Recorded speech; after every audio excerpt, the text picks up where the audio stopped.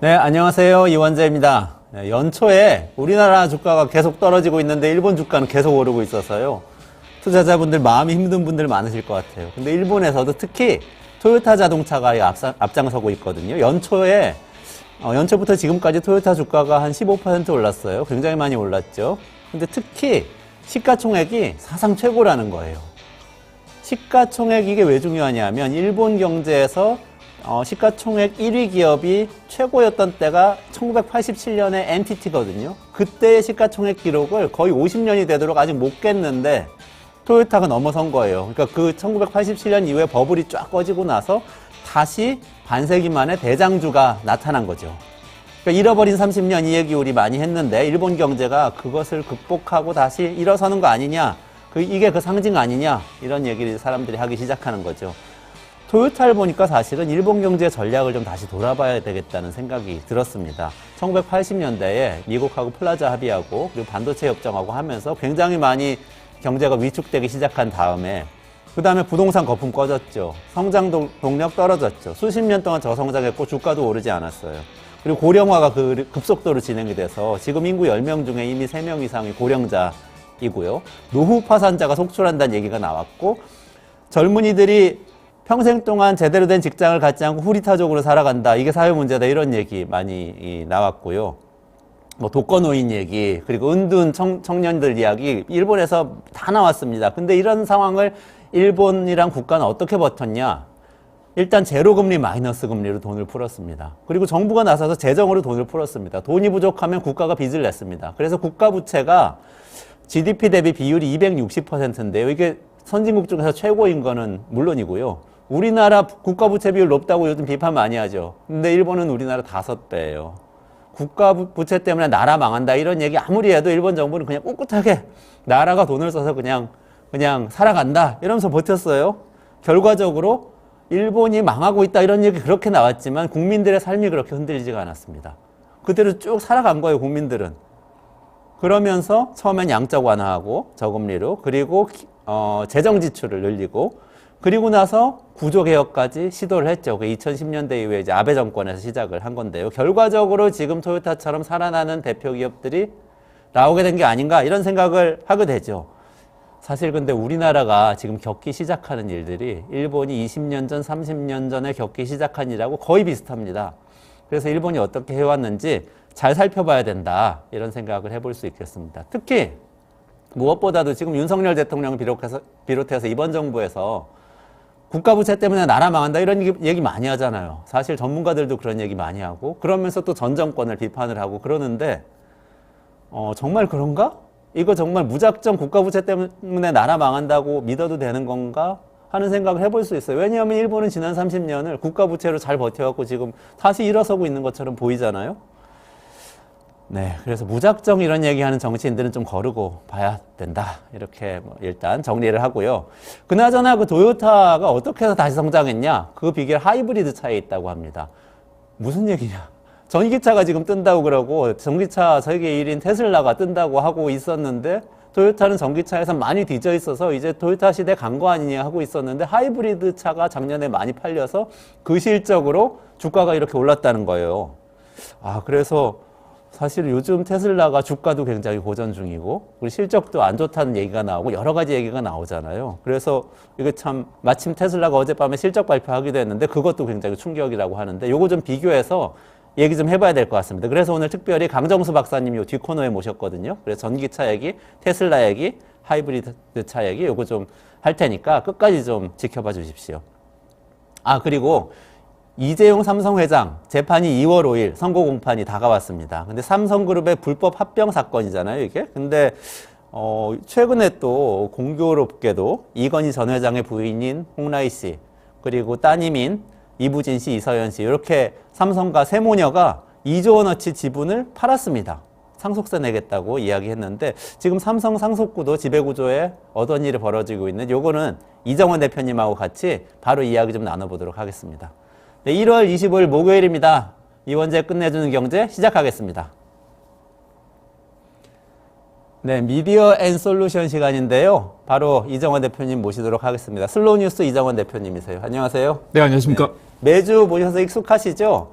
여기 좀 댓글로 굉장히 환영하고 있는데 레코그나이즈님이 방송도 보고 슬로우 뉴스도 구독했어요. 짱짱. 네. 지난주에는 또 이정원 대표님 목소리에 빠져든다고도 하셨고, 쑥떡쑥떡님은 아침마다 슬로우 뉴스 챙겨보신다는데, 슬로우 뉴스 뭔지 잠깐만 소개해 주시죠. 네, 저희는 솔루션 저널리즘을 전문으로 하는 매체인데요. 그것과 별개 아침마다 아침 7시에 슬로우 레터를 발송을 하고 있습니다. 그래서 한국에 정기 간행물이 2만 3천 건 정도 되고요.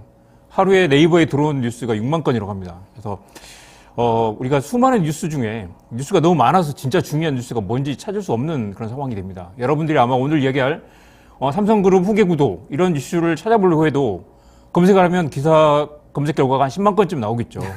그냥 뭐가 중요한지 알 수 없게 됩니다.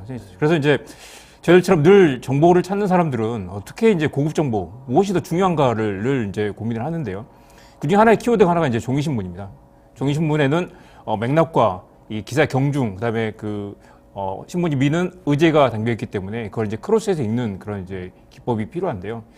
종이신문 하나를 보려면 거의 최광고 물량이죠, 날마다. 그걸 이제 저는 아침마다 새벽에 한 8개 신문을 이제 교차해서 보는데 그걸 정리를 해서 아침 7시까지. 그래서 한국에서 가장 빠르게 지금 가장 무엇이 중요한가라는 이슈를 짚어주는 그런 뉴스레터라고 할 수 있습니다.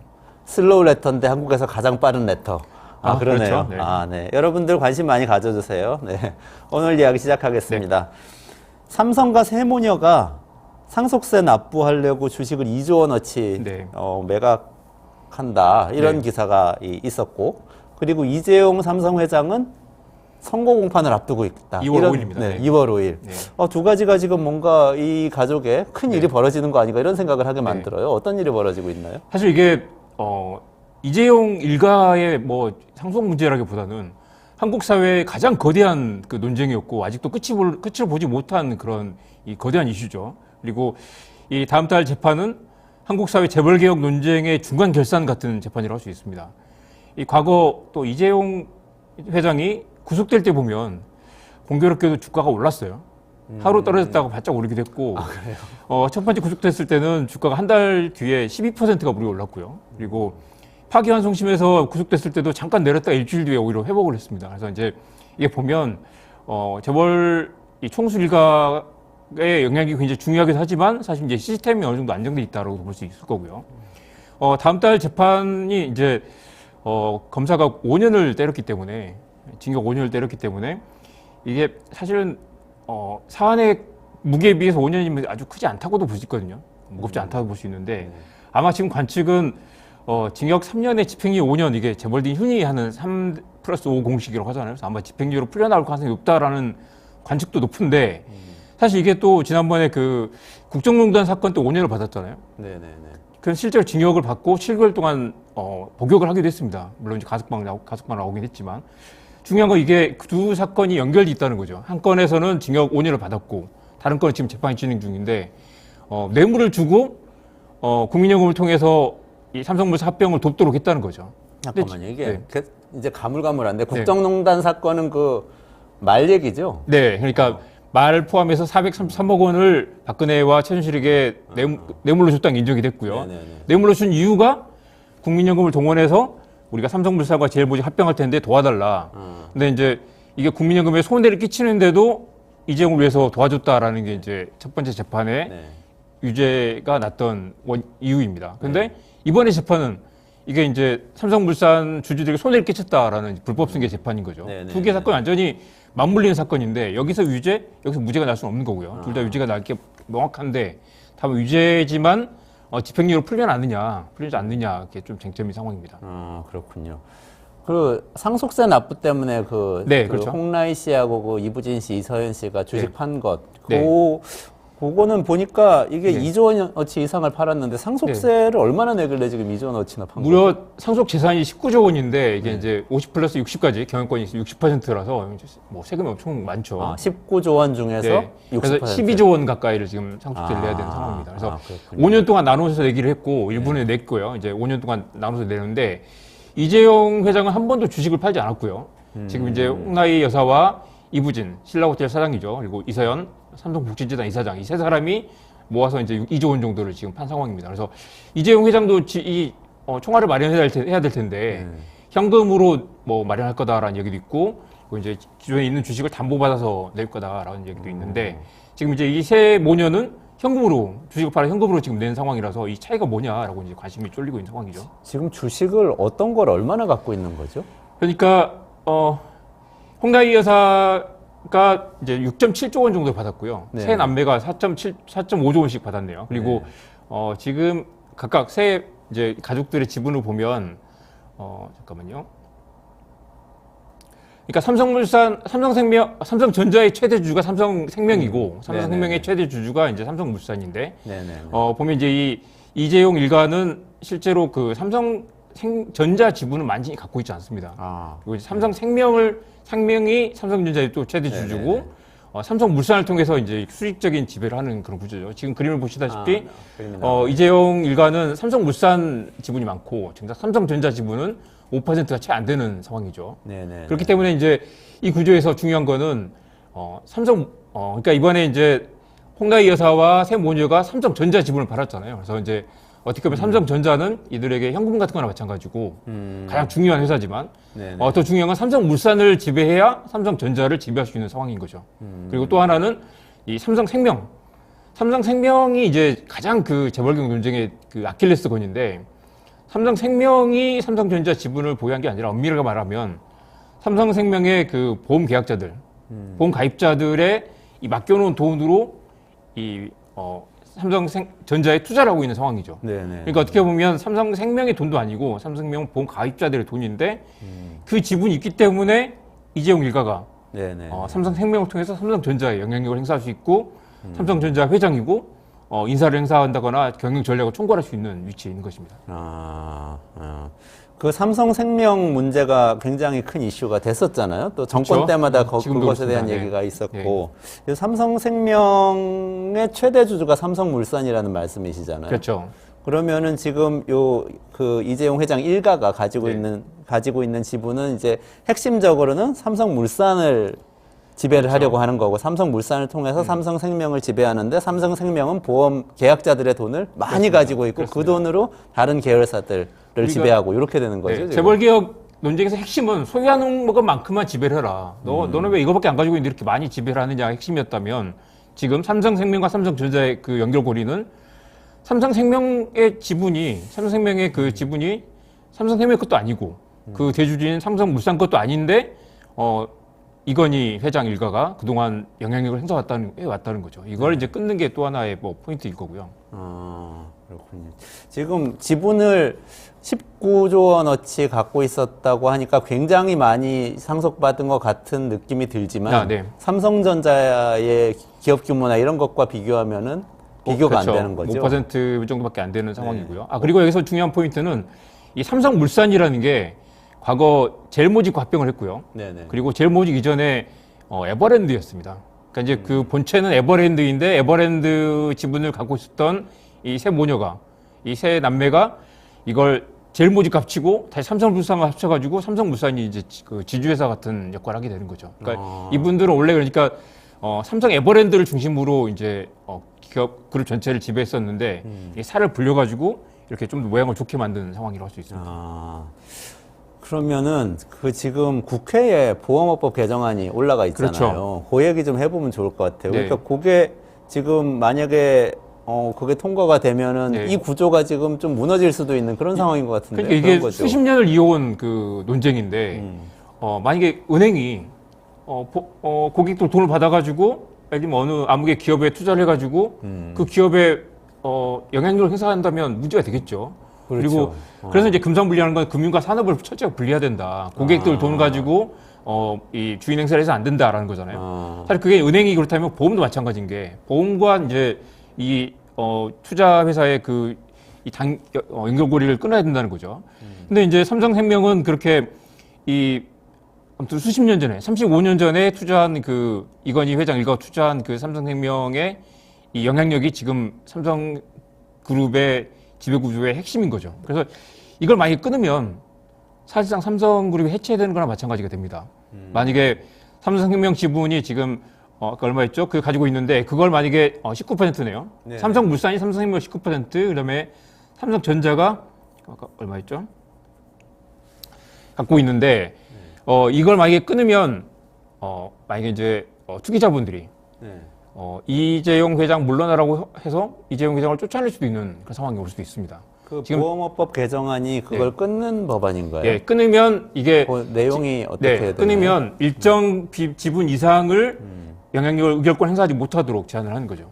그래서 이제 지금 만약에 정확한 숫자가 그러니까 금융사의 경우에 네네. 일정 퍼센티지 이상의 네네. 지분에 대해서는 의결권이 없어야 한다고 이야기하는 거죠. 그렇죠. 금산분리를 수십조 원 위해서. 지분을 가지고 있는데 그 중에 다 날아가고 10분의 1 정도만 의결권 행사할 수 있도록 하게 되면 지금 삼성그룹의 이 지배구조가 연결고리 다 끊기게 됩니다. 그래서 이재용 회장 일가가 삼성전자를 지배할 수 없게 되는 상황이 올 수도 있죠. 왜냐하면 지금 지분이 5% 안쪽밖에 안 되기 때문이죠. 지금 제가 기사를 보니까 삼성생명이 보유한 삼성전자 지분은 40년 전인 1980년대 5,400억 원에 매입을 했는데 네네. 지금은 40조 원 어치가 넘는다. 네. 뭐 이런 얘기가 있던데. 40조 원 어치인데 이걸 이제 보험법 개정안이 통과가 되면 40조 원 어치 중에 35조 원 이상이 의결권 행사하지 못하게 되는 겁니다. 이거는 그냥 고객들 돈이지 당신들이 지분을 가지고 있어도 삼성전자에 영향력을 행사할 수 없다라고 되는 거죠. 그렇게 되면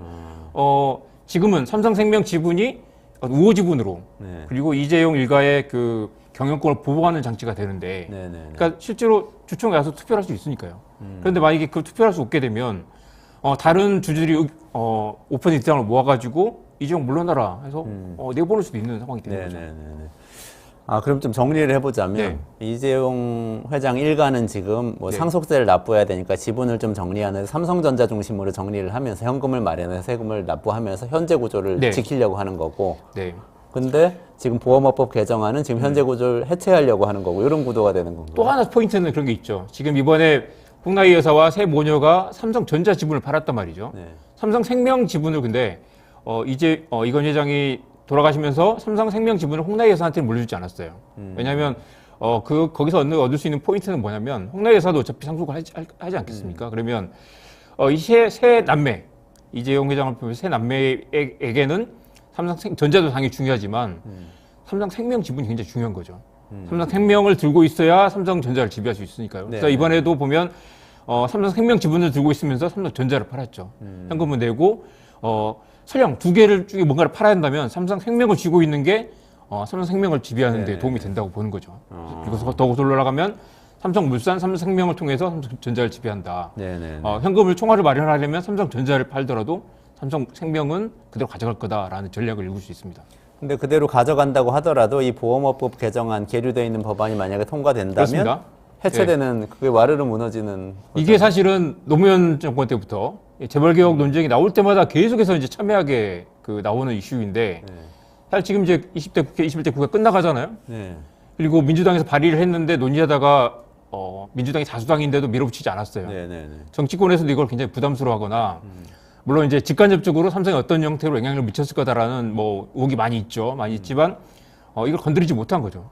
건드린 순간 법이 통과된 순간 지분을 팔아야 되고 이재용 회장 일가가 쫓겨나면 그 감당을 누가 할 것인가에 대한 정치권은 그걸 책임질 배짱이나 용기나 이게 단순히 배짱이나 용기만 되는 것도 아니고 그 다음 단계 삼성과 한국사회의 관계를 어떻게 할 것인가 재벌체제 다음에 우리는 어떤 형태의 경제구조를 만들 것인가에 대한 논의가 없었기 때문에 자신이 없는 거죠.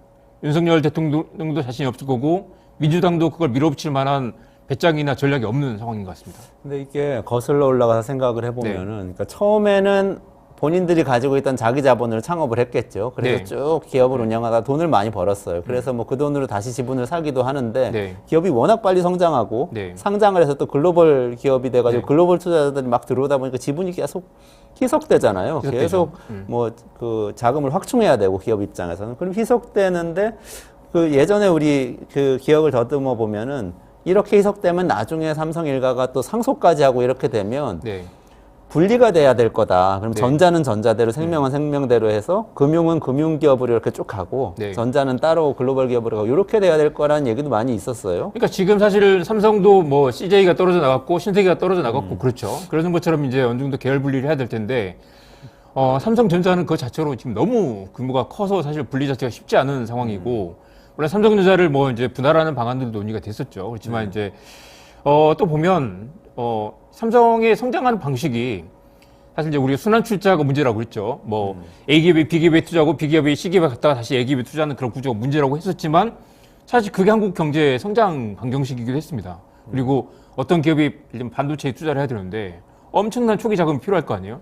그걸 총수 일가가 뭐 개인 돈으로 내놓지는 않을 거고 그렇다고 해서 뭐 지금 공모를 해가지고 그 돈을 끌어들이지 않을 거라면 계열사들이 남은 돈을 조금씩 모아가지고 이 회사를 키우는 방식으로 성장을 해왔던 거죠. 물론 그래서 한국형 이 재벌 시스템이 뭐 장점이 없다고 볼 수는 없습니다. 네. 그렇지만 이거 어디까지 용이할 것인가. 말씀하신 대로 글로벌 기업들은 3세까지 가게 되면 대부분 다 그 과정에서 주인이 바뀌게 되죠. 네. 총수 일가가 대를 이어서 세습할 수 없는 게 사실 자본주의 구조인데 한국에서는 이런 이제 재벌 시스템, 순환 출자와 이처럼 이제 금산 분리를 뭉개면서 이재용 체제를 용인해주는 방식으로 지금까지 왔던 거고 이걸 지키려고 사실은 이제 약간 법의 사각지대에서 아슬아슬하게 버티고 있고 실제로 불법을 저질러서 감옥에 다녀오기도 했고 지금도 정치권에서 어떤 형태로 타협으로 봐주고 있는 상태인데 이재용 회장이 지금 4세 승계는 안 하겠다고 약속을 했단 말이죠. 네. 뭐 그 약속이 지켜질지는 봐야 되겠지만 실제로는 쉽지 않을 것 같고요. 장기적으로 이제 전문 경영인 체제로 갔을 때 지금의 삼성의 성장 방정식이 그대로 통할 것인가. 네네네. 뒤에 아마 이제 주쟁동주의 이야기도 조금 할 텐데 문제는 그거죠. 주식회사의 생리는 10년 뒤를 보고 투자하는 게 아니라 당장 주가를 올려야 되는데 네네네. 실제 과거에 그런 사례들이 많이 있었어요. SK나 LG 같은 경우 보면 뭔가를 투자한다고 하면 설비 투자를 한다고 하면 주가가 떨어져요. 왜냐하면 그건 돈이 들어가고 돈을 버는 건 앞으로 5년 뒤, 10년 뒤가 될 거기 때문에. 그게 주식시장이 생리고 당장 10년 뒤에 오를 거라도 당장 한 달 뒤에 떨어질 것 같으면 지금 주식을 팔아야 되는 게 투자자들의 뭐 기본 원칙 아니겠습니까?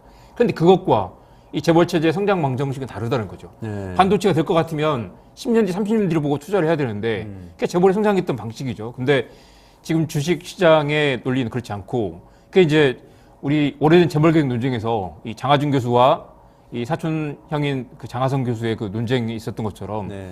주주자본주의의 공략을 막기 위해서라도 재벌 시스템을 보호해야 된다. 아니면 재벌 시스템을 보호하는 대가로 어떤 재벌 국민기업들이 사회적 책임을 다하도록 지켜줘야 된다라는 그 오래된 논쟁이 아직 끝을 맺지 못하고 있는 상황입니다. 그러니까 저도 아까 말씀하셨던 그 부분, 그러니까 지배 구조를 이렇게 좀 정리를 해줘야 된다는 거잖아요. 네. 기본적으로 그게 원래 지주회사로 하려고 그랬던 거 아니에요. 그래서 LG는 지주회사화 되고 네. 삼성은 금융은 그렇죠. 금융대로 네네. 전자는 전자대로 이렇게 계열사별로 나눠서 지주회사가 양쪽을 지배하는 방식으로 바꾸자고 논의를 많이 했었잖아요. 그게 네. 노무현 정부 때부터 좀 시작해가지고 문재인 정부 때까지도 했던 논의 아닌가요? 예.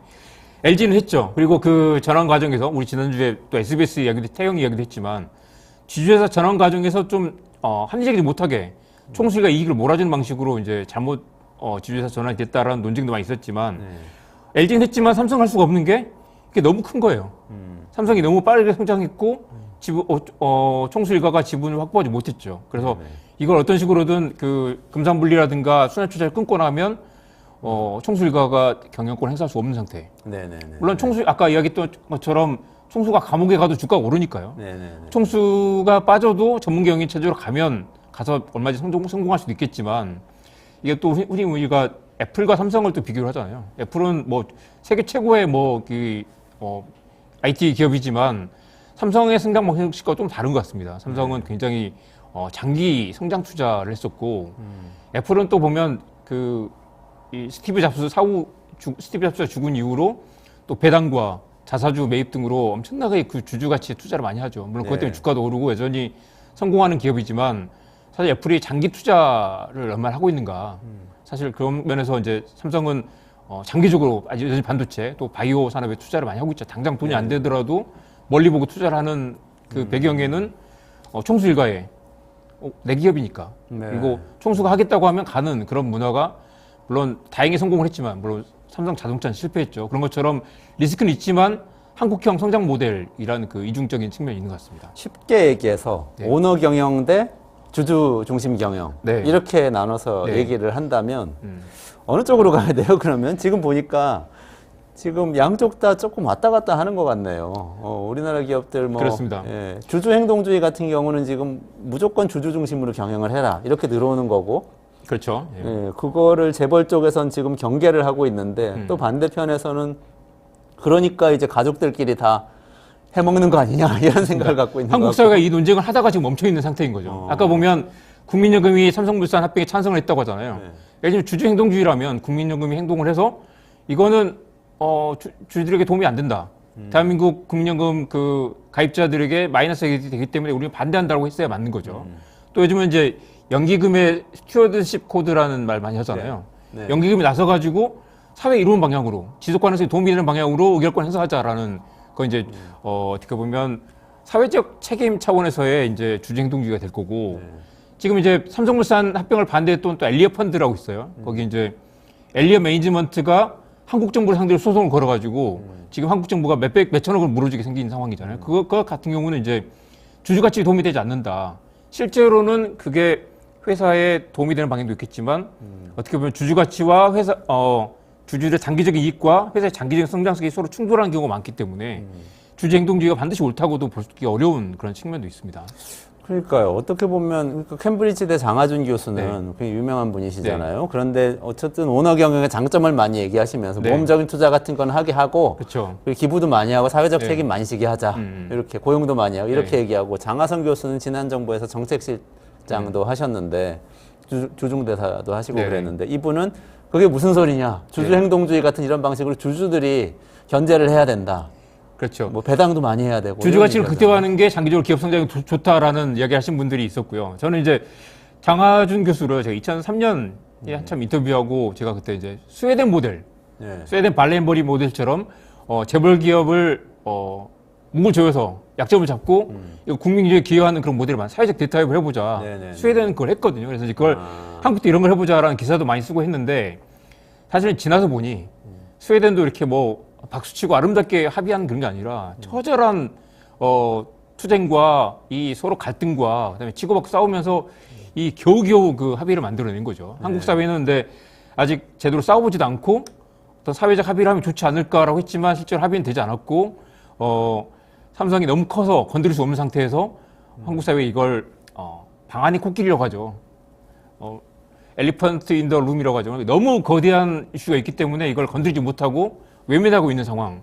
그래서 지금 아시겠지만 보험법 개정안이라는 게 20년 동안 논쟁이 됐는데 아직도 그걸 건드리지 못하고 있거나 쟁점하지 않거나 언론도 얘기하지 않고 있고 정치도 얘기하지 않고 있고 그 이야기를 처음 꺼낸 박영지 의원이나 아니면 민주당도 이야기를 꺼내는 건 굉장히 부담스러워하죠. 원칙적으로는 통과시켜 봤지만 이게 통과됐을 때 이걸 우리가 감당할 수 있는가라는 질문에 자유롭지 못한 게 현실인 것 같습니다. 아니, 이걸 논리적으로 반박하기는 진짜 어려워요. 내가 5천만 원 자본금 내가지고 보험사를 하나 차려가지고 어떻게 잘해가지고 100억을 모았다고 쳐요. 네. 그래서 투자자들 100억, 아니 뭐 가입자들 100억 모아서 그 돈 내가 다 모았는데 그 100억을 막 100개 기업에 투자해가지고 네. 그 100개 기업을 거느린 재벌 총수가 되는 거는 말이 안 되죠. 5천만 네. 원을 시작했으니까 네. 말은 안 되는데 우린 그렇게 살아왔고 그래서 깨트릴 수 없다. 지금 대마불사 이런 논리잖아요. 네. 그죠? 소비하는 것만큼 지배하게 하자라는 그 단순한 원칙을 적용하기에는 사실은 이제 확고한 신념을 갖춘 정치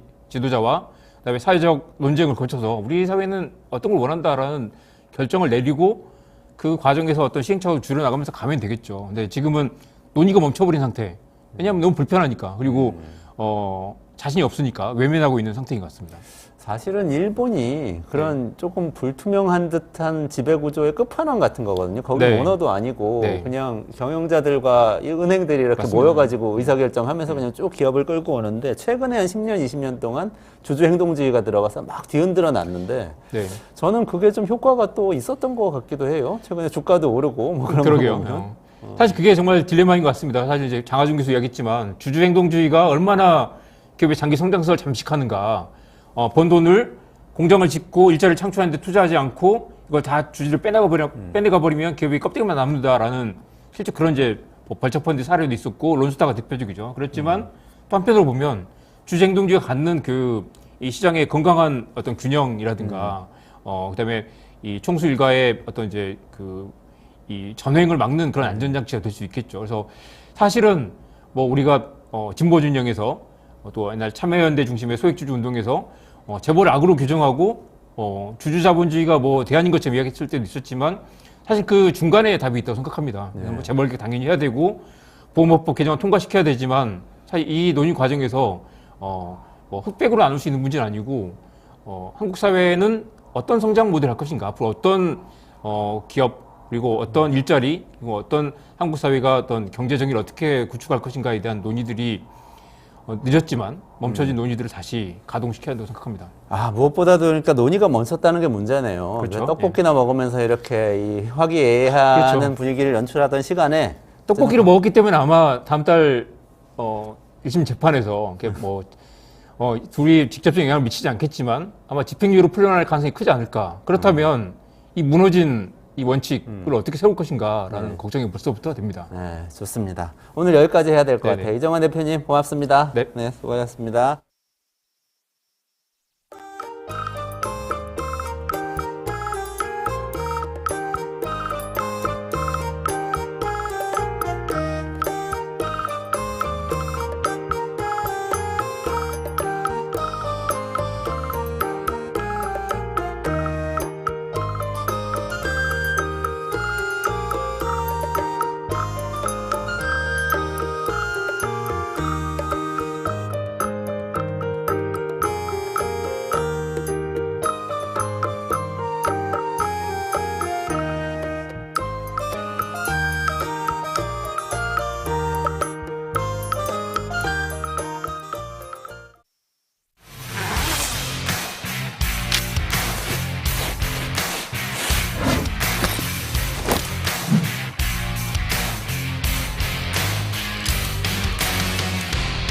주식 평가 방법이 사용되고 있어요.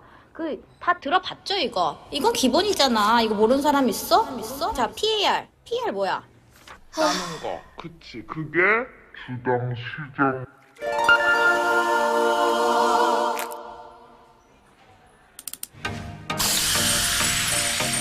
걱정 마세요.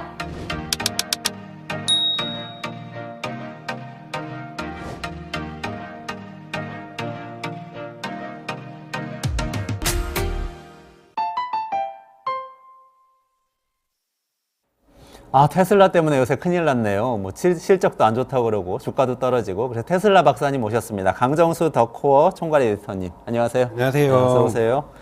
일단 제가 오늘 오프닝 때 이렇게 말씀드렸거든요. 도요타가 시가총액 1위 기업으로 다시 일본 증시에서 떠올랐다. 근데 그 핵심은 하이브리드 차다. 도요타 회장이 뭐라고 그랬냐면 이 전기 자동차는 미래에도 30% 못 넘을 거고 내연기관차 하이브리드 차가 계속 70% 정도는 차지할 거다. 이렇게 얘기하면서 기염을 초했다. 이렇게 소개했는데 테슬라 박사님 어떻게 보세요? 웃어야죠. 그러니까 이거는 지금 한국에도 사실은 한국의 각종 언론들이라든지 방송사에서 전기 자동차에 캐즘이 왔다라고 이렇게 계속해서 쉬지 않고 얘기를 하고 계시거든요. 그러니까 이거는 근데 저는 우리 국민들에게 어떤 시장의 어떤 세계 시장의 자동차 시장의 변화 과정에 대해서 눈을 가로막는 행위라고 저는 생각이 들고요. 토요타는 물론 이번에 매출이 성장을 했습니다. 그러니까 즉 순수 내연기관을 살 분들이 예를 들면은 전기차로 가는 건 아직까지 좀 불안한 분들도 분명히 존재하니까 그분들이 하이브리드를 산 거거든요. 또는 플러그인 하이브리드를 산 거죠. 그러면 이러한 하이브리드 시장이 커졌다라는 것 자체가 전기차 시장을 압박하는 것이 아니라 전기차 시장은 작년에 커졌어요. 2023년에 보면은 예를 들면 미국 같은 같은 경우에도 약 43%가 성장을 해서 전체 한 7.6%, 신차 시장에서 7.6%를 전기차가 차지했고 중국 같은 경우는 24%가 전체 판매 차량의 24%가 전기차입니다. 근데 이 대수가 얼마냐면 여러분 800만 대예요. 중국 자동차 시장이 세계 넘버 원입니다. 3천만 대가 작년에 팔렸어요. 그중에 800만 대가 중국은 전기차였던 거고 그리고 유럽 같은 경우에도 전체 판매량 가운데에서 14.6%가 전기차였는데 이것이 150만 대고요. 미국이 7.6%라고 얘기를 하지만 7.8% 정도 얘기되지만 120만 대예요. 그럼 이렇게 전체적으로 합쳐보면은 1000만 대가 넘는 전기차가 작년에 팔린 겁니다. 1000만 대가 팔렸는데 이제 가장 이걸 누구의 입장에서 보느냐, 테슬라의 입장에서 보느냐, BYD의 입장에서 보냐면 이건 커지는 시장이에요. 테슬라도 올해 매출이 판매량만 해도 볼 때도 한 34% 정도 커졌거든요. 물론 이제 테슬라가 약속했던 중장기적으로 매년 50%까지 성장할 거다라고 얘기했던 것과는 다른 차이가 있어서 어제 실적 발표에 사람들이 실망이 있었지만 34% 성장하면 우리가 성장률이 좋은 기업이라고 보통 얘기를 하고 있죠. BYD는 더 심하고요. 그런데 이것을 내연기관차의 입장에서 보면은 전기차 모델을 좀 내놨어요. 특히 대표적으로 포드하고 GM이 전기차 모델을 내놨죠. 그리고 스텔란티스도 좀 내놨는데 요 세 회사가 잘 안 팔린 거예요. 그리고 토요타도 내놨어요. 전기차 있습니다. BYD에서 사실은 플랫폼 빌려와서 만들었던 BZ라는 어떤 모델이 있는데 토요타가 작년에 한 해 동안 2023년 동안 판 총 그대가 94,000대밖에 안 돼요. 그래요? 그러니까 자기네들이 못 판 거예요. 그러니까 내연기관차들을 전통 내연기관차의 넘버 원. 근데 폭스바겐만 해도 40만 대 팔았거든요. 그러니까 폭스바겐도 웬만큼 팔았고 지금 BMW나 벤츠 같은 경우에도 아우디도 그렇고 독일 기업들 같은 경우에는 예상만큼 못 팔고 있지만 그리고 또 중국에서의 어떠한 사실은 1위 기업들이 독일 기업들이었거든요. 근데 이것을 BYD에게 뺏기고 중국 기업들에게 뺏기면서 뭔가 1위 기업이었던 세계 시장을 주도했던 독일 기업들이 위축되고 있는 건 사실이지만 독일 기업은 이 벤츠라든지 아우디는 2030년 이후에는 내연기관을 안 만들기로 했어요.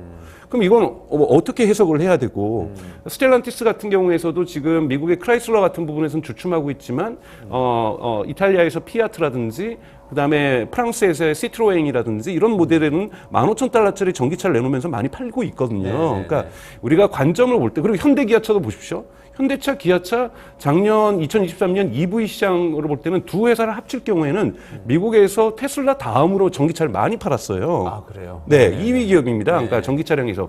근데 이제 전체 이 현대 기아차의 자체 판매 볼륨에 비해서는 뭐 20%가 안 되니까 작은 볼륨이지만 근데 더 커질 거라고 생각했지만 그거만큼 되지 않았다. 그리고 포드나 GM은 정말 뭐 거칠게 얘기해서 죽 썼죠, 그냥. 그러다 보니까 이거 뭔가 예상치대로 시장이 성장하고 있지 않아라고 했을 때는 뒤를 돌아봐야 돼요. 자신들의 모델이 적합했는가. 그러니까 즉 미국은 사람들이 큰 차를 좋아한다고 해서 대형차를 만들어서 전기차를 만들었단 말이에요. 예를 들면 포드 같은 경우에는 그냥 픽업 트럭을 전기차로 만들었죠. 자, 이런 차들을 만드는데 이거 차들 안 팔려요. 왜? 경기가 안 좋잖아요. 경기가 안 좋으면 사람들이 대형차 살 거 뭐 한 2년 좀 더 타다가 바꾸지. 뭐 이런 식의 생각을 하게 되기 때문에 대형차도 같은 게는 안 팔리는데 픽업 트럭 같은 경우에 거기서 전기차가 더 안 팔렸던 거예요. 왜요? 똑같은 F150 정말 미국에서 많이 팔리는 베스트셀러 픽업이죠. 픽업 차량에서는 베스트셀러인데 1인데 시장에 가면은 전 시장에 가면은 모델이 두 개 있어요. 하나는 완전히 가솔린으로 가는 내연기관차. 그리고 비슷하게 조금 생긴 전기차. 근데 가격은 전기차가 더 비싸요.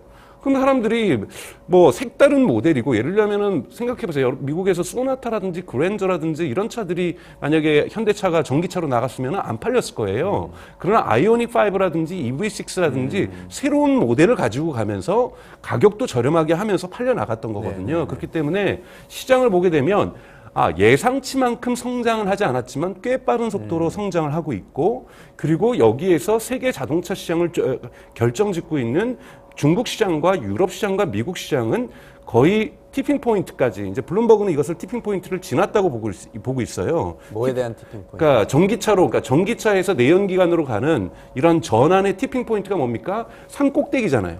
산 꼭대기까지 올라왔고 그다음부터는 이 돌이 굴러내려가는 겁니다. 그러니까 거칠게 굴러내려가는 거죠. 근데 겨우겨우 어렵게 지금 거의 산 정상까지 와 있고 이제 돌이 내려가기만 하면 된다라는 거예요. 여러분 캘리포니아 같은 경우에는 전 세계적으로 캘리포니아라는 나라만 보면은 전 세계 5위 국가예요.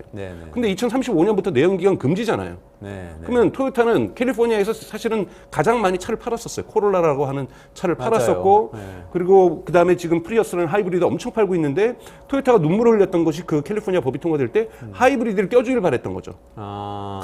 하이브리드 친환경차니까 네네네. 우리 거기에서 금지시키지 말아달라는데 캘리포니아가 가차없이 하이브리드도 금지예요. 네, 그리고 네. 플러그인 하이브리드도 금지입니다. 그러면 아. 토요타 같은 경우는 캘리포니아 시장 포기하겠다라는 거예요. 그러네요. 전기차가 경쟁력이 없기 때문에. 그렇죠. 그러니까 포기 당하는 거죠. 그러니까 말하자면. 그래놓고는 저 회장이 나와가지고 30%밖에 성장하지 않을 거야. 그럼 자신들이 그럼 어디 가요? 그러니까 막 댓글에 뭐라 나오냐면 앙골라로 가든지 그러면 뭐 이러면서 예를 들자면 내연기관이 관계없는 아프리카라든지 이런 시장이라든지 또는 내연기관이 이번에 많이 팔린 데가 어디입니까? 러시아예요. 러시아 같은 경우 내연기관이 많이 팔리고 있어요. 네. 그러니까 이런 나라에서 토요타가 시장을 개척하겠다라면 토요타 회장의 말이 틀리지 않을 수 있어요. 네. 그러나 캘리포니아라든지 중국 시장의 거대한 가장 제1의 시장인 중국 시장 그리고 유럽 시장, 미국 시장에서 장사 안 하겠다 그러면 토요타의 말이 맞죠. 아, 좋습니다. 그러니까 미국, 유럽, 중국에선 전기차 시장이 견조하다. 그러니까 토요타 회장의 얘기는 틀린 얘기다. 네. 이렇게 지금 네, 말씀 네, 네. 시원하게 주셨네요. 네, 네. 그럼 저기 좀 따끈따끈한 거 한번 여쭤볼게요. 네. 테슬라 실적 발표 어젯밤에 있었는데 그 내용 조금 설명을 해주시고 사실 한국 해설 좀 시간으로는 해주시면 아침 좋겠어요. 7시 반이라서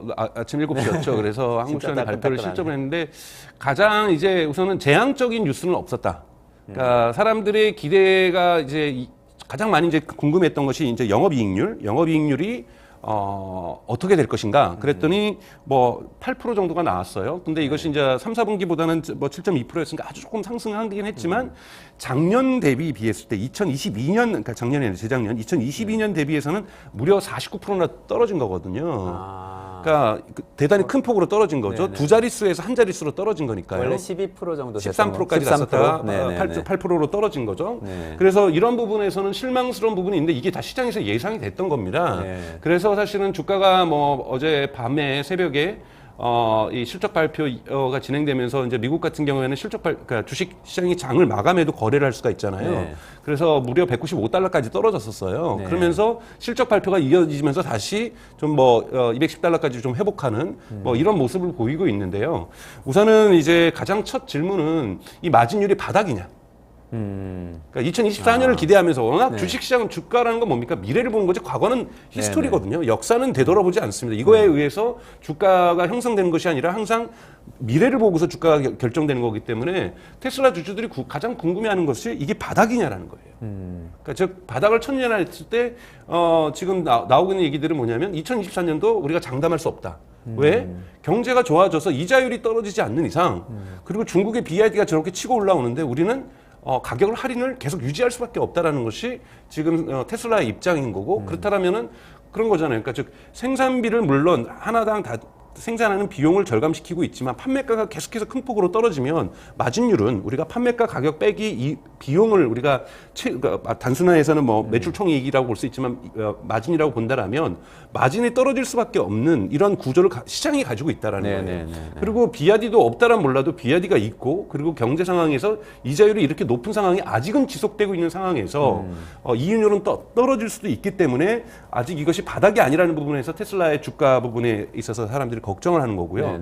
요즘 예를 들면 메타가 지금 큰 폭으로 주가가 오르고 있는데 그건 뭐냐면 애플이 이제 흔히 말하는 서드파티, 그러니까 즉 데이터를 못 갖고 가게 해서 광고의 효율성을 떨어뜨려 놨는데 그걸 인공지능으로 해결하면서 광고 매출을 확 올려버린 거거든요. 페이스북, 네, 메타에서요? 페이스북 같은 메타 같은 경우에는요. 그러면 사람들이 계속해서 영업이익률이 좋아지는구나라고 생각해서 미래를 보고서 주가가 올라가는 거고 회복하는 거라면 테슬라 같은 경우에는 2024년 저도 별로 좋지 않을 거라고 봐요.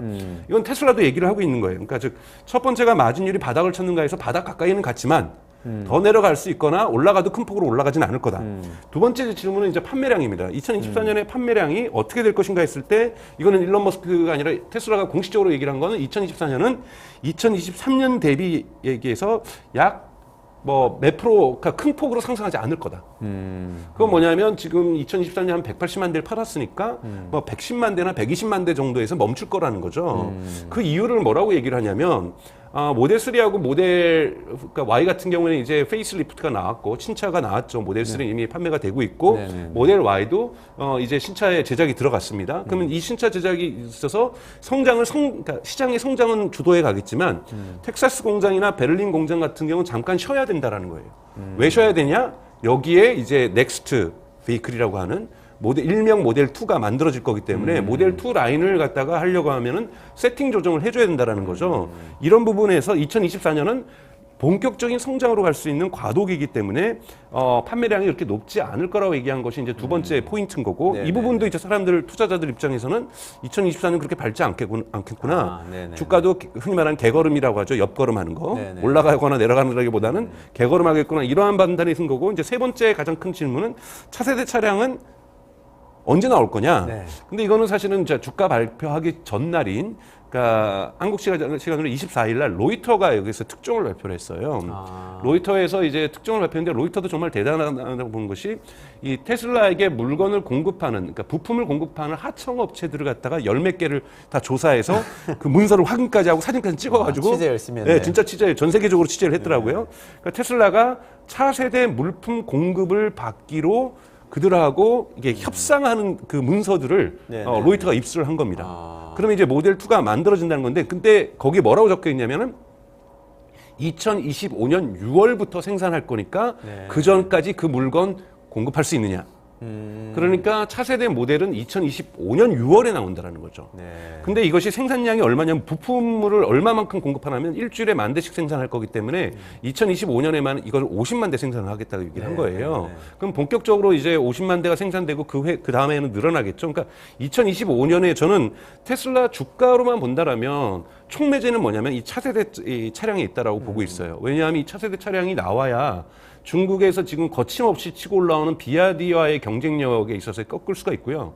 여러분, 전기차가 정말로 흔히 말하는 내연기관에서의 전환하려면요, 고급 승용차만 전환돼서는 안 되는 거거든요. 픽업이라든지 뭐 중형차라든지 결국은 유럽 시장과 일본 시장 이런 데에서 중국 시장에서 가장 많이 팔리는 차는요, 여러분 우리나라 시장은 아반떼 같은 차예요. 그렇겠네요. 그런 차들이 전기차가 되어야 되고 그런 차를 사는 사람들은 가격이 중요한 거거든요. 처음에 흔히 말해서 가격을 할 때, 그러니까 지금 테슬라가 얘기하는 것은 25,000달러라고 하는 거잖아요. 근데 25,000달러에서도 한 3천만 원 정도인데 내릴 수 있다라는 건데 이게 적절하게 한국에서 아반떼 가격인 거거든요. 보단 조금 비싸지만 그러니까 그 정도 가격대에서 나오는 거는 안 할 수가 없는 것이, 특히 비아디가 치고 나오는 거에는 시걸이라고 하는 갈매기라고 하는 모델이 있습니다. 작년 4월 달에 본격적으로 나와서 5월부터 팔리기 시작했는데 정말 파죽지세로 팔리고 있어요. 중국에서요? 네, 중국에서 팔리고 있고 이것이 지금 해외로도 나가기 시작하는데 여러분 10,000달러에서 15,000달러예요. 고급 사양을 하면은 15,000달러고 그냥 10,000달러예요. 그러면 여러분 1,500만 원에 시거를 본 사람들은 놀란다는 거, 어떻게 이 가격으로 이렇게 좋은 차를 만들었는가. 그러니까 여기에 대응을 지금 테슬라가 해야 되는 거거든요. 그게 아반떼급인가요? 네, 그러니까 크기는 아반떼보다 좀 작아요. 그러니까 근데 모닝보다는 커요. 모닝보다는 크고. 네, 그러니까 이 아반떼하고 모닝 사이에 있다라고 볼 수가 있는데 시걸이라고 해서, 근데 문도 해치백까지 해서 5개거든요. 그래서 결코 작은 차가 아니에요. 근데 10,000달러에서 15,000달러인데 소프트웨어도 좋고 지금 정말 파죽 시세로 팔리고 있단 말이에요. 이걸 막아야 되는 것이 지금 유럽에서는 숙제고, 그러니까 너는 혹시 여기 왜 이렇게 싸니? 보조금 준 거 아니야? 그래서 지금 유럽연합은 중국 정부를 조사를 하고 있거든요. 여기에서 국가 보조금이 들어갔냐 안 들어갔냐 이런 상황으로 지금 가고 있기 때문에 전체 이 차세대 차량을 빨리 테슬라가 출시하는 거는 테슬라 주가에 대단히 중요하다. 그리고 이제 네 번째 이제 하나 정도가 나오는 것이 이제 FSD 12 버전이 이제 이번 주에 또 마침 공개가 됐어요.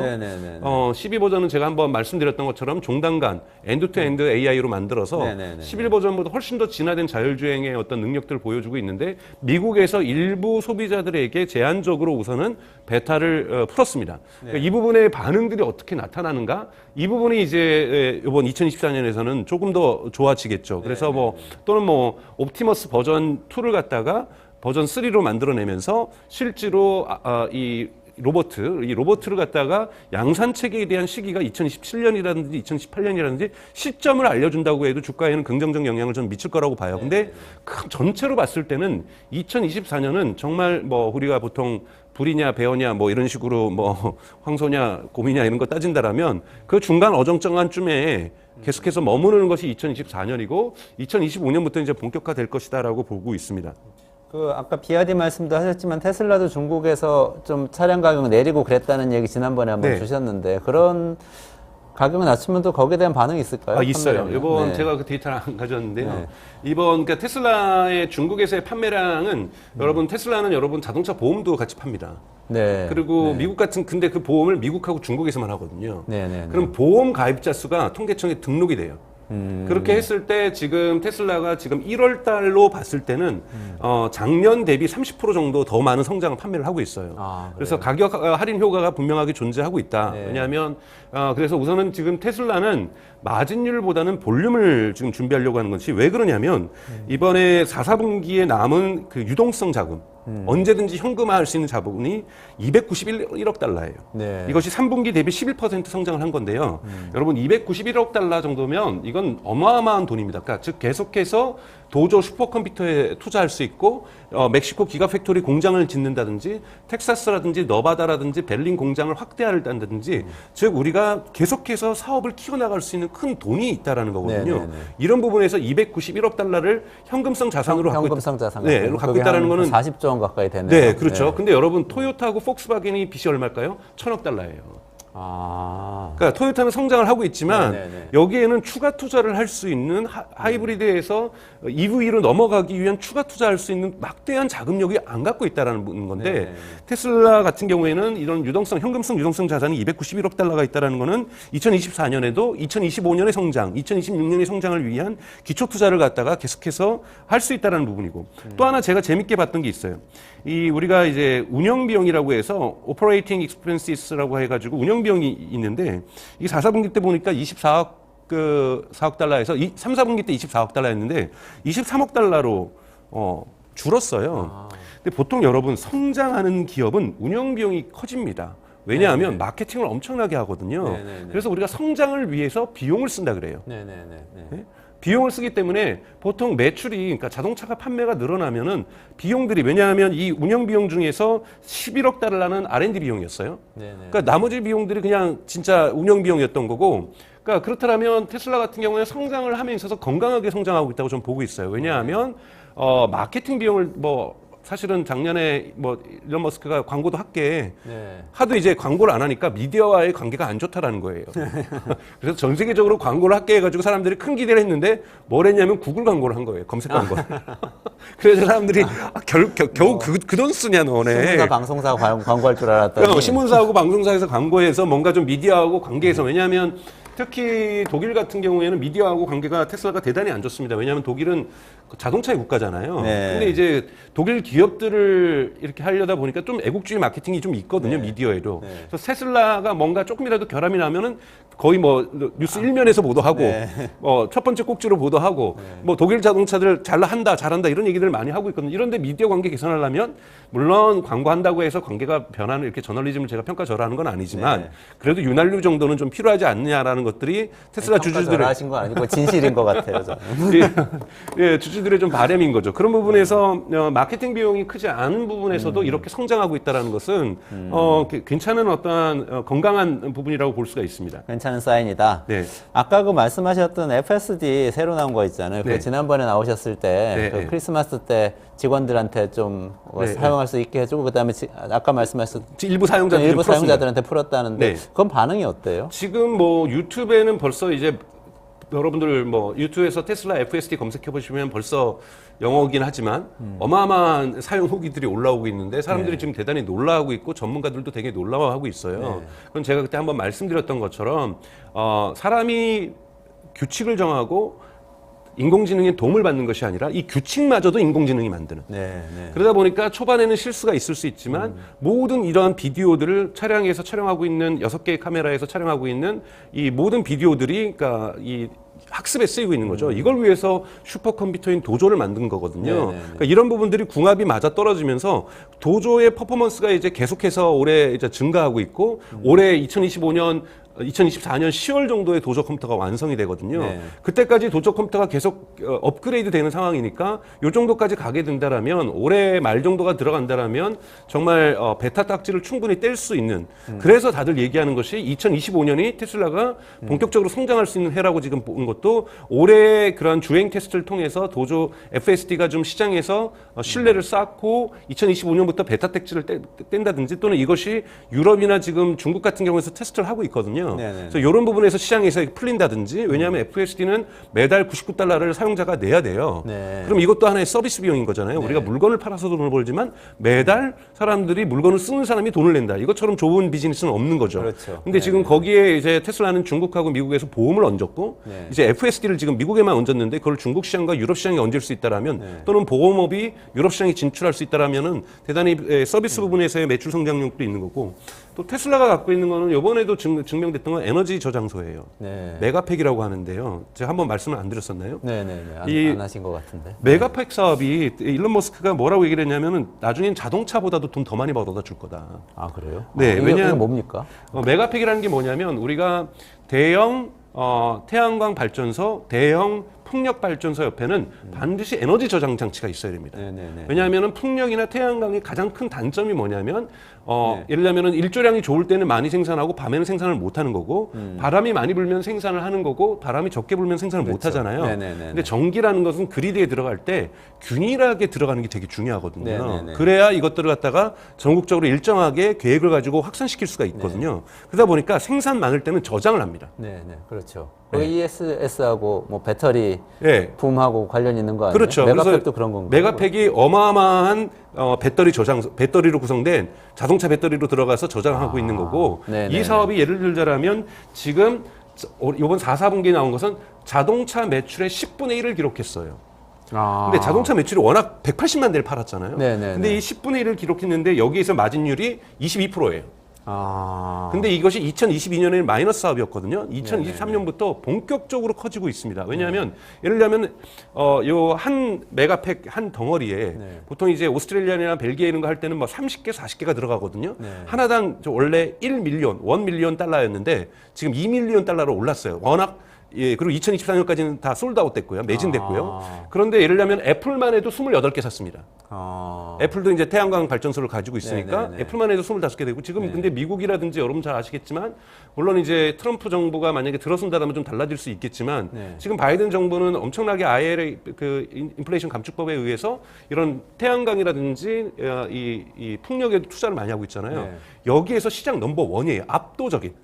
테슬라가요? 네, 테슬라. 그리고 이것이 지금 중국에도 이제 들어가기 위해서도 지금 상하이에도 이 메가팩을 만드는 공장을 짓고 있고 네네네. 그리고 이것이 지금 유럽에도 수출되고 있고 호주에도 수출되고 있고 전 세계적으로 지금 이미 일부에서는 이 재생에너지도 티핑 포인트를 지나가고 있다고 얘기를 하고 있는데 이 거대한 시장에서 에너지 저장소 시장에서 테슬라가 가져갈 수 있는 대단히 강력한 무기가 메가팩이라는 겁니다. 근데 이것이 보여주는 것이 23%의 마진율. 왜 그러냐면 1세대 때는 여기 흔히 말하는 3원책의 고급 배터리를 집어였어요.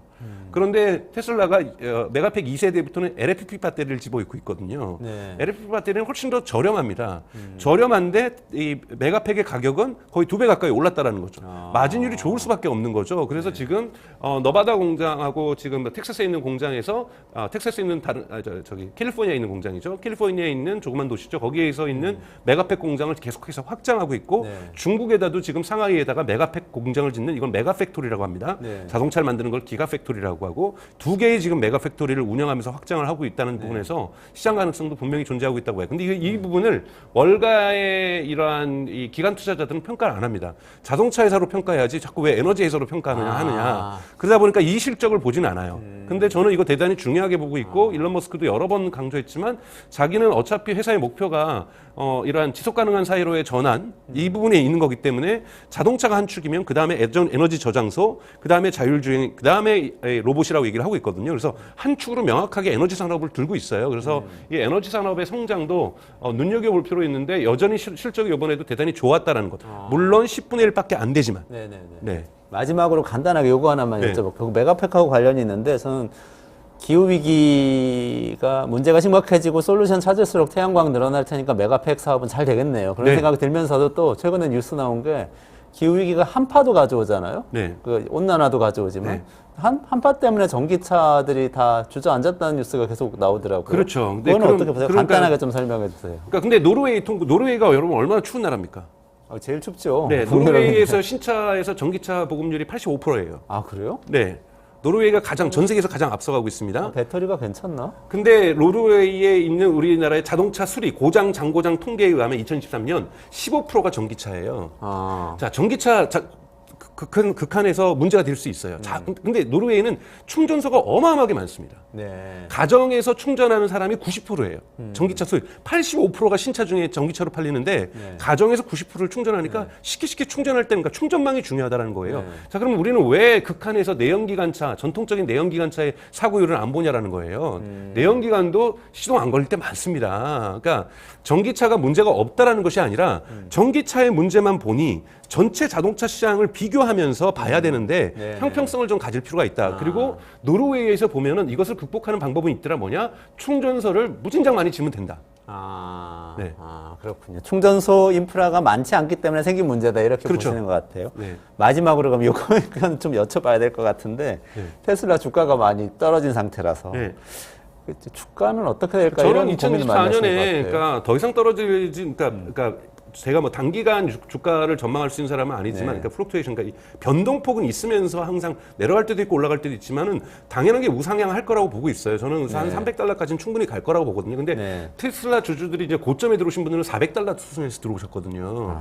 그런 분들 대비해서는 $300도 낮은 수치일 수는 있지만, 네. 2023년은 그 정도 수준을 저는 유지할 거라고 보고요. $300에서 $320 맥스 가도 네. $300 선을 유지할 거라고 보고 있고요. 다만 2025년부터 저는 본격적으로 성장을 할 거고 2024년에 테슬라의 주가가 오른다라면 차세대 모델은 2025년에 생산에 들어가지만 그 모델은 2024년에 공개할 거거든요. 네, 네. 그러면 항상 주가는 미래 시장을 보는 거기 때문에 아직까지는 실물로 못 봤잖아요. 네, 사이버트럭도 사실은 뭐 2019년부터 벌써 사이버트럭 보여주긴 했지만 이러한 차세대 모델을 그래도 시제품을 프로토타입이라도 테슬라가 공개하는 순간 네. 그리고 정말로 구체적인 생산 일정을 얘기하는 순간에 주가는 좀 상승할 수 있는 기회를 촉매제를 분명히 가질 수 있을 것이다. 네, 네, 뭐 이렇게 네. 보고 있습니다. 아, 그렇군요. 저는 기후위기 관점에서 전기차 시장 굉장히 좀 잘 됐으면 좋겠다 그런 생각을 좀 갖고 있는데 오늘 저도 또 그렇습니다. 네, 조금 침체기인 것 같다는 얘기가 많이 나오는데 또 희망적인 얘기 많이 해주셨어요, 강 네, 박사님. 네. 오늘도 말씀 감사합니다. 여기까지 하겠습니다. 네, 고맙습니다. 수고하셨습니다. 네, 이원재 끝내주는 경제, 내일은 끝내주는 토론으로 진행합니다. 12시 20분부터, 평소보다 10분 빠르게 12시 20분부터 라이브로 진행되고요. 이광재 전 국회 사무총장하고 이희수 성공회대 석좌교수, 이슬람문화연구소 소장하고 같이 중동에 대한 이야기를 끝까지 한번 파헤쳐 보겠습니다. 오일머니가 어떻게 세계를 지배하고 다시 성장의 동력이 되는지부터 시작해서 최근에 분쟁이 왜 일어나는지 전체적으로 한번 짚어보겠습니다. 네, 그럼 내일 점심시간에 다시 뵙겠습니다. 고맙습니다.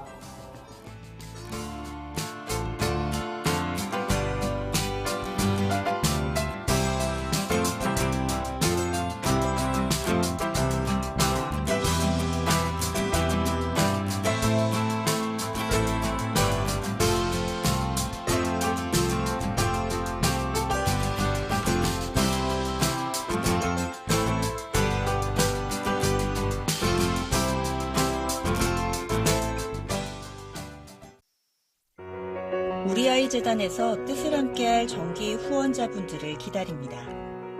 우리아이 재단은 한반도 어린이를 위한 재단입니다. 배고픈 어린이들에게 영양 가득한 국수를 보내고 영유아 자폐 조기검사 지원, 베이비박스의 이유식 정기 배달, 중증장애 미취학 아동들을 지원하고 있습니다. 따뜻한 손길을 이어주는 분들께 우리아이 팔찌와 감사 선물을 드립니다. 지속적인 지원을 통해 더 많은 어린이들에게 도움을 줄 수 있도록 정기 후원자가 되어주세요.